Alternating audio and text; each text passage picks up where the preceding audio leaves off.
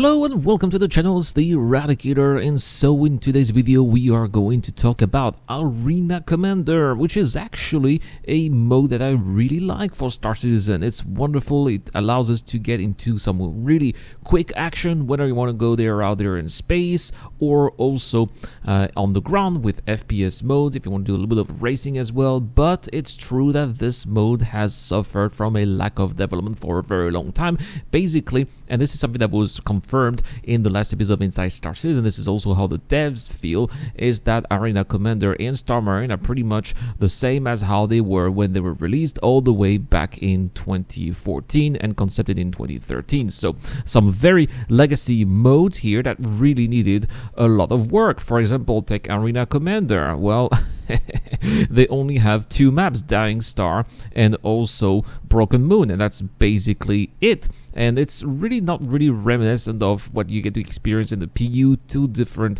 experiences, as they said in the last episode of Inside Star Citizen. And there's just so much that they can do, so much potential with Star Marine and Arena Commander, especially based on the different environments that we have in the PU that can be retranscribed then in this mode, so that we can experience the action of the PU inside the mode here, which will not be hindering or progression or maybe causing us some setbacks, because we would die and then we will have to start all over again from a hospital and get some gears, right? All of that would not be necessary, it would just be a respawn, a game within a game, which is how Arena Commander and Star Marine have always been pitched.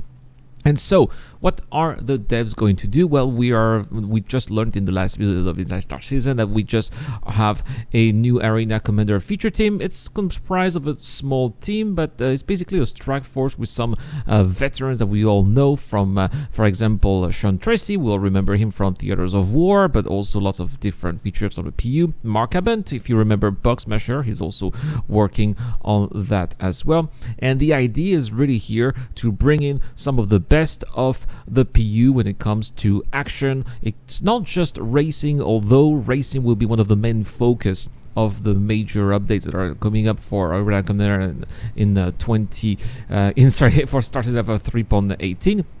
Not just the racing, but also we're going to be seeing updates with the dogfighting module. A brand new map is coming up, which is Jericho Station. For those of you who are familiar with Jericho Station is the area where Xenothreat is happening, so that's definitely going to be some really interesting dogfight here, maybe some situations perhaps between lawful citizens and the Xenothreat partisan. Finally, right, that PvP that players have been wanting for quite some time, maybe it's going to be happening over there in Arena Commander. Who knows, maybe we'll be recreating those scenarios inside Arena Commanders 2, so that we don't really need to wait for those persistent dynamic events that are coming up in the persistent universe. So that would be actually quite fantastic. Also, something though that was not mentioned, well, very briefly, is that eventually it's going to also include some new FPS elements, or at least some new FPS content. Now, this is what I believe should